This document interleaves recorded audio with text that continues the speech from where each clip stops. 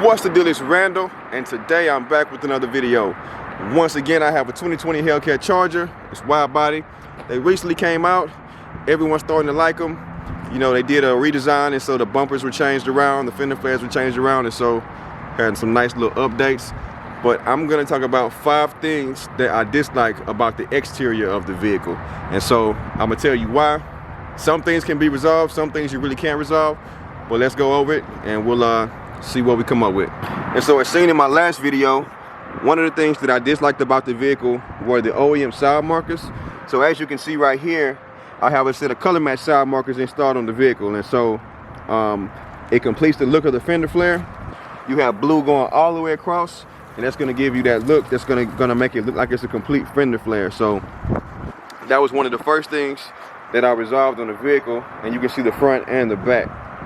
The second most noticeable thing that I dislike about the exterior of the vehicle is going to be the brake pads. On these vehicles, you have 6-piston Brembo brakes in the front, 4 pistons in the back. On a normal Scat Pack or some of your other trim models, you're going to have 4-piston in the front, which is going to be a smaller brake caliper, and you're going to have a 4-piston in the back, but they have the same factory or OEM Brembo brake pads. What that means is that they're going to throw off a lot of brake dust when you're stopping, and your wheels are going to look pretty much like this as soon as you get done washing the car. On this vehicle, it only has about 1,400 miles, so we're not talking about a whole lot of driving, but you can see the calipers are already horribly dirty, the wheels are dirty, and so what I'm going to have to do is change these brake pads out, and I'm going to end up probably ceramic coating these wheels before I change them out, and ceramic coating the brake calipers to rectify that issue. But that is a major concern that I have with these vehicles. I strongly dislike the fact that they come with these brake pads that make the wheels look horrible. So, and you can see it's pretty equal on the front and back wheel. This vehicle hasn't been driven too much, but you're gonna have brake dust all over it, and yeah, it's not too attractive. So the third thing that I dislike about the vehicle, it is a wide body. What that means is that there are gonna be fender flares protruding off the side of the vehicle, which makes it wider than a normal Dodge Charger.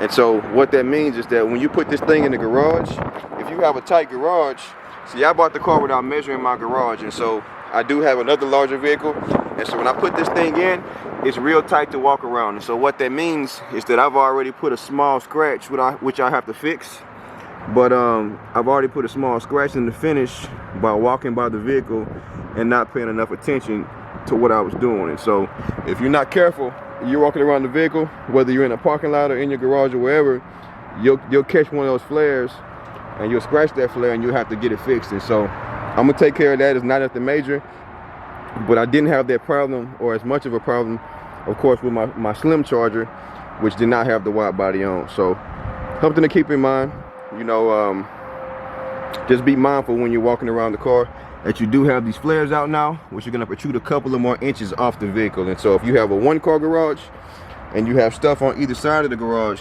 that's gonna be something you wanna pay even more attention to, because you never know how much space you actually have to use until you measure it and figure out what you're looking like.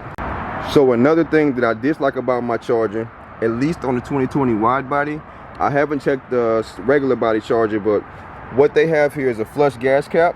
From 2011 on, these have pretty much been the same style gas cap, you know, haven't been changed too much.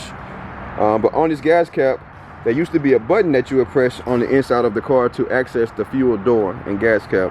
So now the button has been removed. There is no button to open the gas cap. All you have to do is press on it and you can open the gas cap to put fuel in the vehicle. What that means is that when you close this gas cap, this is what actually opens and closes your gas cap. But when you close the gas cap, it's going to be sitting on the side of the car. And so if you look, it's slightly not flush with the side of the vehicle. I know I'm being real picky right now, but it's something that I noticed when I was going to go put gas in the car and try to figure out, you know, why is it sitting up? Why is it not sitting flush? You know, this side, it sits better.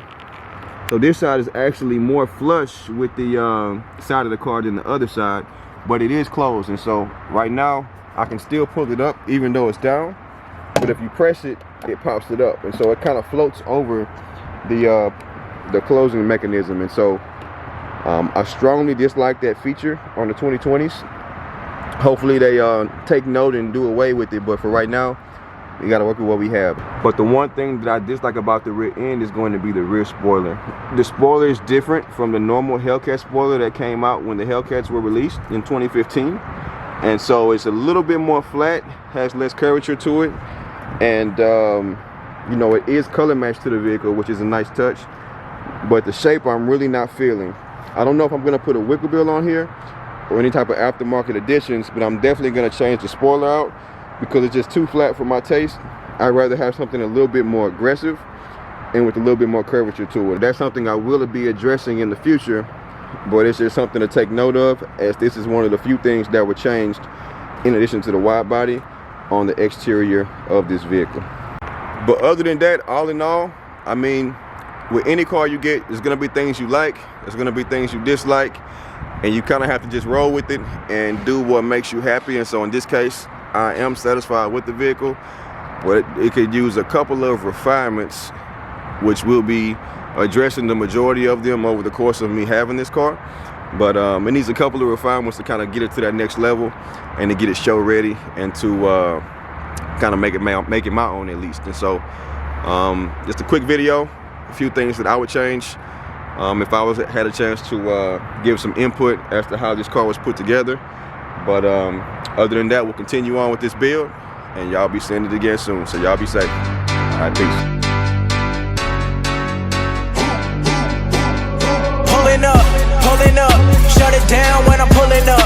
Come around when I'm pulling up. In my town and I'm pulling up.